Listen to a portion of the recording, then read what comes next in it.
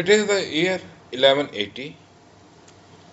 A boy goes on to meet the greatest philosopher of the time.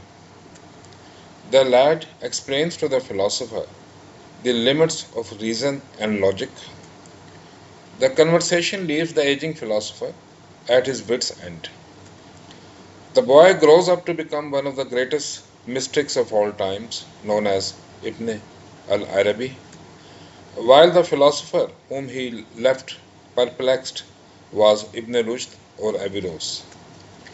In Islamic folklore, this incident has gone down as a conclusive proof of the triumph of mysticism over philosophy, of insight over reason. The alleged incident and its celebration manifest the relative importance given to mysticism and philosophy in Muslim world. Not surprisingly, Muslim history abounds in Sufis but remains miserably short on philosophers. Ibn Arabi was born in Valencia, Spain in 1165 and died in Damascus, Syria in 1240. He was not only a practicing Sufi but also a first-rate author on Sufism. In fact, he had the head of a philosopher but the heart of a Sufi, and in the end, the heart won over the head. Two of the most famous works of Ibn Arabi are Al-Futuhat al-Makkah, which has been translated as the Meccan Revelations, and Fusus al-Hikam, which has been translated as the Bezels of Wisdom. At 33, Ibn Arabi had a vision and he left for the Holy Land. There he had another vision, after which he began to write his book Al-Futuhat al-Makkah. Ibn Arabi traveled through Middle East and North Africa and finally settled in Damascus, which at that time was a center of Muslim culture. The task that Ibn Arabi set upon himself was to reconcile the central Islamic notion of monotheism with pantheism or unity of being, which in Arabic is known as Wahdat al Wujud. In the end, the task proved impossible. According to Ibn Arabi, there are three levels of knowledge.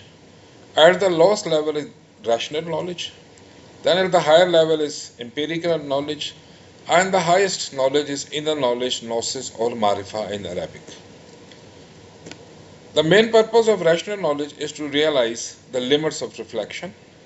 Failure to do so will make philosophers perplexed, as in case of Ibn Rushd.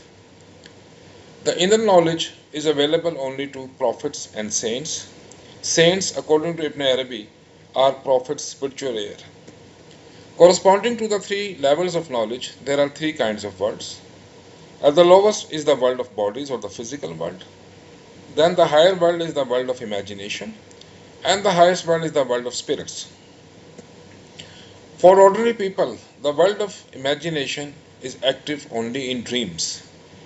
They can converse with the dead and travel long distance in seconds only in their dreams. For Ibn Arabi, the world of imagination is more real than the physical world. For the people who are chosen by God, the world of imagination is active in both dreams and waking life. Hence, saints like Ibn Arabi can do miraculous things in waking life which ordinary mortals can only dream of. Ibn Arabi himself claims of having met prophets and saints in visions. He also claims that his book Fusus al-Hikam was given to him by Prophet Muhammad. He once stated, "All that I put down in my books is not the result of thinking or discursive reasoning. It is communicated to me through the breathing of the angel of revelation in my heart." And another important notion in Ibn Arabi is the relationship between God and the world. God is a necessary being, that is, God's existence is there and his non-existence is impossible, while world is a contingent being whose existence or non-existence depends on the will of God. Only God is real. The external world, according to Ibn Arabi, is only a shadow of God. The world is characterized by absolute unity. All multiplicity is an illusion.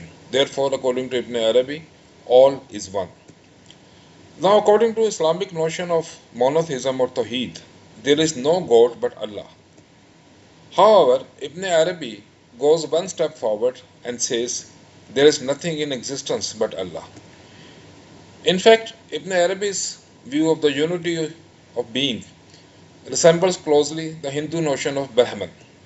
In Hinduism, Brahman is the sole existence or reality, while all multiplicity is an illusion or Maya. Now, if all is one, then there is no real difference between one religion and another. Ibn Arabi admits multiple forms of worship as long as the worshipper believes that there is one God behind all gods. All paths, according to Ibn Arabi, lead to one path which leads to God. Since Ibn Arabi, religion's tolerance has remained a hallmark of Sufis or Muslim mystics, and this may be regarded as the greatest contribution of Ibn Arabi.